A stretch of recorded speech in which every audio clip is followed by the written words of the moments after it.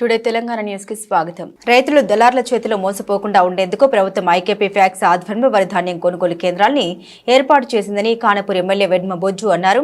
మంచిర్యాల జిల్లా జన్నారం మండలంలోని రాంపూర్, తిమ్మాపూర్, సింగరాయపేట, తపాలపూర్ తదితర గ్రామాల్లో ఏర్పాటు చేసిన వరి ధాన్యం కొనుగోలు కేంద్రాలను ఎమ్మెల్యే ప్రారంభించారు.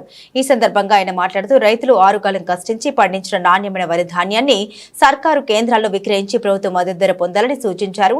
కేంద్రాల నిర్వాహకులు ఎలాంటి అవకతవకలకు పాల్పడకుండా నిబంధన మేరకు వ్యవహరించి రైతులకు ఎలాంటి ఇబ్బంది కలగకుండా చూడాలని ఆదేశించారు. ధాన్యం కొనుగోలులో ఎలాంటి అక్రమాలు జరిగినా కఠినమైన చర్యలు తప్పవని ఆయన హెచ్చరించారు.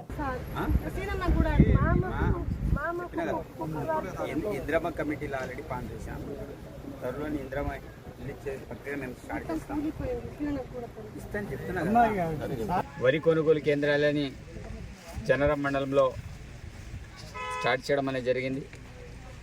ఒక 15 రోజుల క్రితం కొన్ని సెంటర్లను స్టార్ట్ చేస్తాం. మళ్ళీ మిగతా సెంటర్లన్నీ కూడా స్టార్ట్ చేయడం అనేది జరిగింది. ఈరోజు పిఎస్సి సెంటర్లు కావచ్చు, డిసిఎంఎస్లు కావచ్చు, అదేవిధంగా ఐకేపీ సెంటర్లను స్టార్ట్ చేసాం. ఐకేపీ 15, డిసిఎంఎస్ 15, అదేవిధంగా మిగతా పిఎస్సి సెంటర్లు 15, మొత్తం 45 సెంటర్లని జనరల్ మండలంలో స్టార్ట్ చేయడం అనేది జరుగుతుంది. కాబట్టి రైతులందరూ కూడా మీ యొక్క ధాన్యాన్ని ఏవైతే ప్రభుత్వ పరంగా చేసినటువంటి ఇనాగ్రేషన్లో మీరు వేయండి. ఐకేపీ సెంటరే కావచ్చు, డిసిఎంఎస్ఏ కావచ్చు, అదేవిధంగా పిఎస్సి సెంటర్లో నమ్మండి. ఎందుకంటే చాలా విషయాలు నా నోటీసులు వస్తున్నాయి. ఒకవైపు ప్రైవేట్ వ్యక్తులకి అమ్మించి ఆ ధాన్యాన్ని కూడా మళ్ళీ తిరిగి ఐకేపీ సెంటర్కు, డిసిఎంఎస్ సెంటర్కు తిరిగి వస్తున్నట్టు సమాచారం నా నోటీస్కి రావడం అనేది జరిగింది. అట్లాంటి పని ఎవరు చేసినా తప్పకుండా వారి మీద కఠినమైన చర్యలు తీసుకుంటాం. దాంట్లో ఎలాంటి సందేహం లేదు. కాబట్టి రైతు సోదరులారా, మేము ఆ రోజు కూడా చెప్పినాం, మీకు ఏమైనా ఇబ్బంది ఉంటే మా నోటీసులో తీసుకురండి, లేకుండా అధికారుల నోటీసులో తీసుకురండి. కానీ దళార్ని నమ్మి మీరు మోసపోకండి.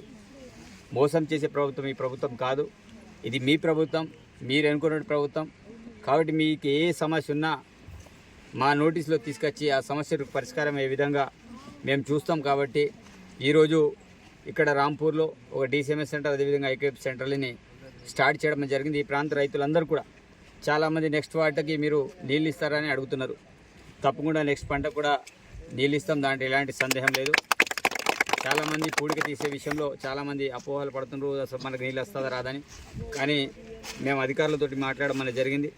కాబట్టి ఏదేమైనా సరే మీరు కూడా కొంత ఈ అంశాల మీద తెలుసుకోకుండా ఎవరు చెప్పిన మాటలని నమ్మి మీరు మోసపోవాల్సిన అవసరం లేదని ఈ సందర్భంగా మీ అందరికీ తెలియజేస్తున్నా. ధన్యవాదాలు.